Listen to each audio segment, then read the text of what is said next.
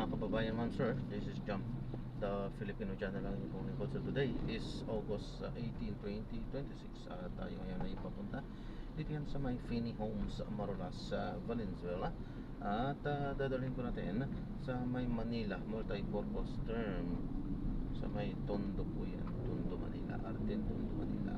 Okay, so magbabalik po tayo mamaya. Teka lang, kuha na pa natin sa disclaimer lang po. Ang content po natin ay kalsada at hindi ang passenger. Kaya naman saka naman po na may marinig kayo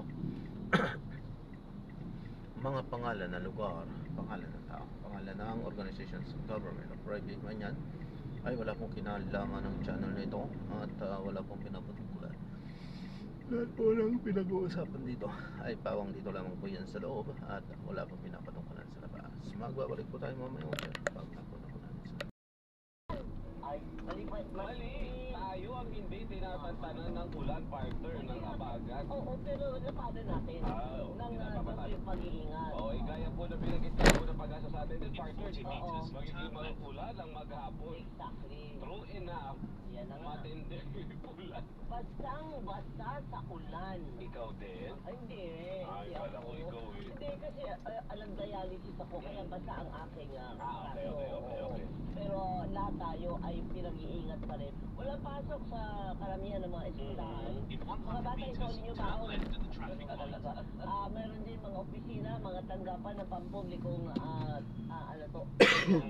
nagdeklara rin. Oo, sa Senado, work from home, ang Senado, may trabaho pa rin sila, pero work from home, pero ang session at ang impeachment trial, yun yung wala today. Ayun. Ay, gusto ko pa naman makakita ng mga yakapan. Mamaya yakapin na lang yan. Uy, good morning po sa ating lahat. Kahit pa medyo hindi pa rin maganda ang ating panahon, ay magandang umaga pa rin at tayo ay magkakasama pa rin. At dahil dyan, meron akong kapartner, syempre. Magandang umaga po mga kapamilya, makakasama niyo po kami hanggang 9 in the morning. Ako naman po si Radyo Pastor Robert Pado. At sabayan din po tayo napapanood sa PRTV Prime Channel at YouTube Live ng DZMM Teleradio. Manatili po ay nakatulong sa DZMM Radyo Patrol sa Islenta para sa Alerto sa Habagat na DZMM Special Coverage. Ay! Maging alerto kayo, ha? Yung kahapon yung usapan natin, partner, hanggat kaya, huwag na lumabas. Hanggat kaya, yung mga sasakyan, huwag na din gamitin. Correct. Ay, isinulong nung iba eh. Nagsulong pa rin. Lumutang, partner, kitang-kita ko eh. Kita mo na. Lumutang sa baha eh. Basta kung sakali talaga na talaga matigas ang ulo ninyo, or kunyari, sige, bigyan na natin ng konting, Rason para lumabas. oo. I-check niyo muna po gaano ka-delikado o gaano ka-safe ang paglabas po ninyo.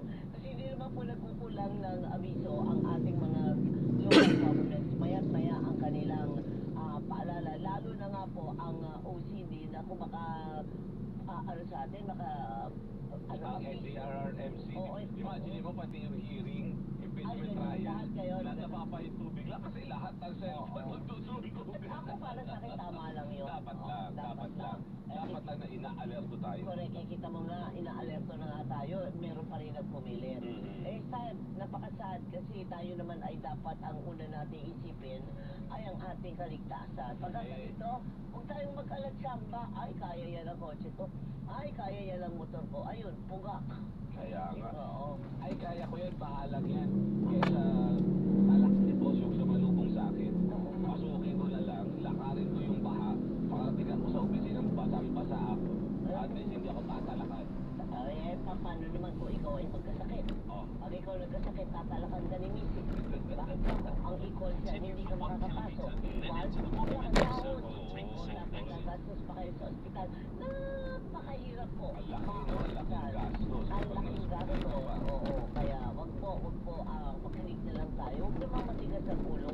Kaya mga bata, isuli yung pa. Balik na lang sa pa. Si Tita Doris, wala nang ginawa ko di pag-tripod yung baon namin. Bakit pabalik na pabalik? Hindi, kasi pagka ganyan na walang pasok, maski yung mga magulang nyo, mag-bonding kayo ng tama. Diba? Magbibili ng sampurado. Yung gatas.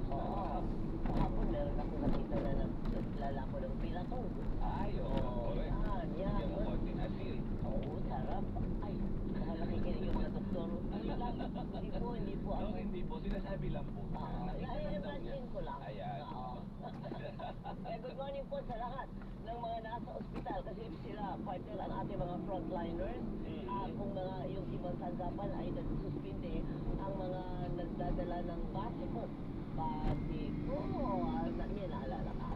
Na pag serbisyo, sila po yan yung mga nandun doon sa ospital, yung mga nandun sa rescue operation. Ang mga nasa rescue operations, ang mga disaster response teams, di ba?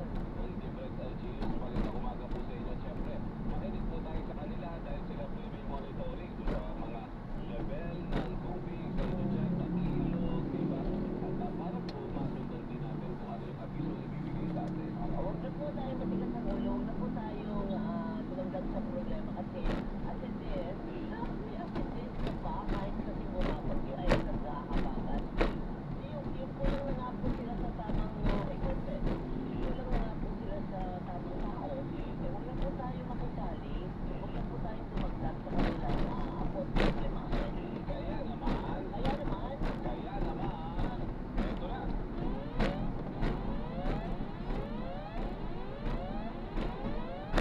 Halos 1,000 pamilya nananatili pa sa mga evacuation center sa Marikina City. Ang detalye mula kay Radyo Patrol Zeus Legaspi Zeus. Roy, sa mensahe sa Radyo Patrol, sinabi ni Marikina City Mayor Bahan Codoro, no? Na dapat siyang naraan 24 ng mga pamilya o katubras ng nasa 48 individual ang nanunuluyan sa mga evacuation center sa Luzon. Sa Concepcion Integrated School sa Barangay Concepcion 1, na isa sa mga laking evacuation center sa Marikina City, nasa higit sa 230 pamilya pa ang nananatili. Ang sa kanila, residente ng naturang barangay at nasabing barangay Tumana. Ayon sa mga lumikat, maaga sila nagtungo sa evacuation center kahapon dahil mabilis umakyat ang tubig sa kanilang mga bahay kapag sumupara sa second ang mga pas ng Marikina River. Tiyak naman ang mga namamahala sa evacuation center na may libreng pagkain at gamot ang mga lumikat. Ang ilang kanila, simula na nga mamusta ng mga tahanan dahil bumalik sa luman ang libre ng Marikina River ngayong umaga. Bukod ang tuloy pinabaybay natin itong Marcos Highway at nasa dito na tayo sa bahagi ng kalsada ng takot ng Pasig City kung saan patuloy yung nasa Manila na paghambon pero gaya ng kahapon ay mahina yung paghambon tapos magiging ginatapos ng malakas ng ulan. Pero mula nung umikot tayo dito sa Marcos Highway kanina hindi pa natin naranasan ang pag-ulan at paghambon pa lamang ang ating naramdaman dito ngayon. Yan ang balitang ko. Sigurado ito ang yes. Oo, ay magtatanong lang ako kasi sabi mo kanina sa Marikina City ay mayroon pa rin mga evacuees. Ano ang masasabi mo na kailangan na ayuda na pwede bigay sa kanila? Ang nakita natin na ayuda na ibinibigay sa kanila ay house bills. So meron silang almusal kanina, Sino and Rice. So yung nakita natin nga almusal ng mga lumikas kanina doon sa Concepcion Integrated School sa Marikina City yan. Sabi natin na nabibigyan naman sila ng libreng gamot para sa albuha, anti-fungus cream, meron sila noon, at yung doxycycline o yung gamot sa leptospirosis.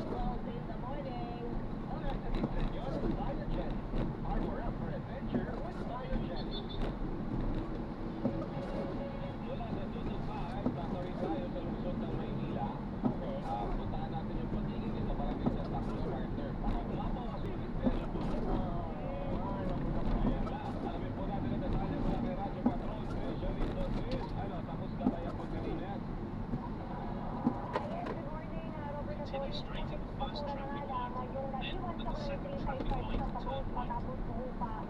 Yung aabot pugod na baha kanina nga madaling araw. Naabutan ng Radyo Patrol yung paglilinis ng ilang residenteng nagpaiwan sa kanilang lugar. Kaya sa residenteng Pilipino sa may nagkasa taon-taong pagpahadal na bumaapang yung estero ni San Lazaro. At bukod inilaan nilang ito na Hello, ma'am. Dominicas. Kaya itamak na Hello, ma'am. Good morning po. magbabantay sa kanilang pinakang bahay.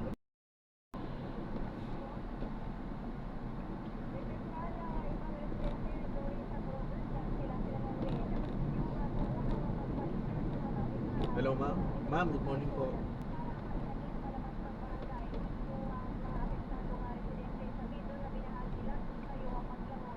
Opo, opo.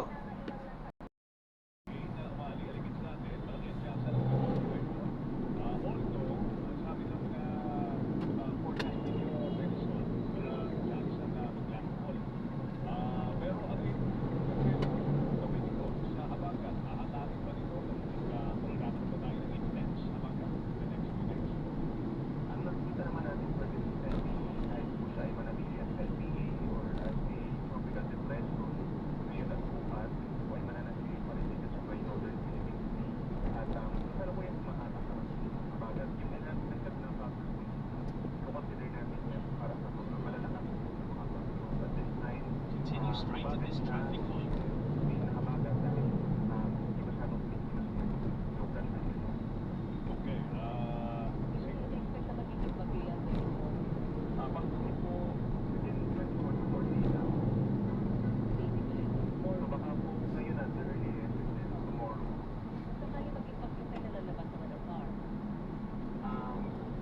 Wala pa naman sa side estimate pero yung movement kasi niya is towards Taiwan by Thursday. Ano lakas yan? Magiging malakas ba sa depression, storm, hailstorm? Yung assessment natin is either tropical depression or storm. So less than 100 kilometers per hour. alright, o sige. Kailan kaya tayo arawan? Arawan, Benson. Medyo hindi na tayo nakapagpatuyo ng mga damit. Bago na ng mga labas. May mga days pa naman po like Thursday and Friday na umaaraw pero yung talagang completely walang ulan halos not anytime. The entire August most likely may habagat pa rin po tayo. Alright, o sige. Benson, salamat sa oras ha. Thank you. Morning. Salamat at ingat po. Ingat si Ginoong Benson Estareja, Weather Specialist Forecasting Center ng Pag-asa, mga kapuso naman po. So, ano ba yan? Pagsundan natin na pag-August. Ilang August na nakalipas, ganito tayo, Joel. Basta habagat, August, malala ang maha, malala ang ulan. Pero ano mo ba yun? Napatunayan ko lang. Prayers na Oo naman. mga klase. Talagang kasi the stress na dito sa akin, sa atin, mahaba-haba. Ako, kasi mahaba ko yung bike. So, Oo nga pala, no? nasa gitna ka ng kasi wala nang magawa, nakikita mo yung CCTV. Nandiyan ka, lumala, nasa labi ka ng hagdanan mo. Pasok na ng bahay mo yung Nagpaliban pa. ako sabi ko, magkana mo, yung hagdanan mo sa hagdanan mo. Wait, tumigil. Talaga ba? Tumigil tapos nakita ko, hindi na bumababa yung baha. Gusto ko Wala ka lang sinabi, thank you, Lord. Ay, siyempre nagpasalamat ako eh. Nagpasalamat ako. Pero marami- Iniis ko nga yung puntong ko eh. Dahil sabi ko eh, hindi na isakripisyo. Pero maraming hindi pinalad na katulad Sa mo. totoo, Maraming oo, mga marami kapuso natin na kong lubog sa baka, hanggang bubong ang bahay, lubog sa baka. Grabe. Mga kapuso, 3 oras kang nasa Quezon Avenue, nakalampas ka, talagang nilakasan mo na loob mo. Kasi may bahaba, lumampas na kami. Pero umikot-ikot kami dito sa narinig ko yung kanina sa inyo dito ng Cueco. Okay. Kung saan-saan siya dito Wait, what? sa QC. dito sa scout area. Oo, bahaya. Ako eh, ako na, pagpasok ko dito sa scout area, nakita ko yung Mother Ignacia River. Bahaya. Hindi ba? Ano ba yun, sir? Ano yun, sir? Ikaw lang ang Hindi, oh. Tama na mga kapuso. Ay, nasa linya natin. Sandali. Ang pinuno po ng Manila DRRMO. Ano kaya yung pinuno ng Maynila po ngayon? Nasa linya natin si Ginong Arnel Angeles. Sir Arnel, magandang umaga si Joel Siweng. Magandang umaga po. Magandang umaga po, Sir Joel, Ma'am Frank. Magandang umaga rin po sa inyong mga Meron pa tagapakinig. bang lugar sa Maynila na lubog sa baha ngayon? Sir Arnel. Naiikot ko lang po. Wala na po akong madaanan. Yung po mga pinahapon natin sa Espanya, Abad Santos at Tamtam Avenue, clear na po lahat po ito. Wala pa po kanina alas 6 ng umaga. Sa may Paseco area daw po may baha pa sa Narmea. Po, yung po sa Paseco po, kasi po nag-high tide po ng alas 2 kanina ng madaling araw. Yung po baha po kasi sa Paseco, umaapaw po yung tubig sa dagat po. Dito po sa may playa. Dahil na yun sa high tide lang. Po, sa high tide po. Tapos mamaya 2 p.m. po uli ay high tide uli. Kaya para bumababa pa lang yung umagang high tide, backwind. Kasi po alas 2 tatas. Espanya, ang UST, wala na pong baha. Ay, balita Wala na po, nag-ikot po ako dito sa paikot po ng UST, Dapitan, Forbes, SS Loyola, at saka Espanya po. Naikot ko na po, wala pong baha na po. Yung Lacson area dyan. Yung buong Lacson po, nagdaan na po ako, nakarating na po ako sa Florida, wala pong baha. Balita natin kahapon, nakikonfirm nga Sir Arnel, na pati yung nabi daw ng UST Hospital, pinasok daw po ng tubig. Opo, hanggang kagabi po na nag-deliver kami ng doxy sa pharmacy po ng ospital ay may tubig pa po doon ng lobby sa may emergency nila. Ano, pati emergency room nila pinasok? Yung pong lumang emergency po dito sa may gilid po na Forbes at daan, may tubig po yung loob. Yung PGH, yung kanila po mag-emergency room pinasok? Pinasok din po ng bahagya po ang emergency po nila dahil mataas din po talaga at catch basin yung lugar po ng Escoda, tapat po na PGH po yun. Pero kanina po, clear na po nagdaan. Alright, yung Lagos nila, talo na ba tayo pag ibaha? Sa kabutihang palad po, ang lagustilan natin at saka yung po dito po sa Recto Andam pa ay po nito po. Bakit? Ano nangyari doon? Umaandar po ang lahat ng pumps nila. Kaya po kung nagkakatubig pa po sa loob po noon, may underground pa po na itinatapon lang din po sa itaas. Okay pala, no? Opo, para po hindi lumubog po kasi may sarili talaga silang pump po na nakatalaga. Tiga-apat yata po yung dyan po sa lagas nila dahil parang 4 na bomba po ang nakalagay para po nagpapalitan sa pagpapakit ng tubig. Kasi napanood natin yan eh, swimming pool. Oo, sobra yun. Diba? Oo, Opo, may mga natrap pa nga Sa looban pa yan pala? po sa lugar ng Recto Sa loob pala. Underpass. Opo. Pwede siyang dive site. Manalim Opo. siya, sa totoo, manalim po ang Lagos nila Ang pag lalim binabaha po, no, dati. po. Opo. Kaya lang, may mga Ayan, so na-drop na natin sila. Maraming salamat po sa panonood hanggang sa muli. Ingat at God bless. Paalam po muna, pansamantala tayo ay gagawa na ng ibang video sa ating susunod na mission. Paalam po.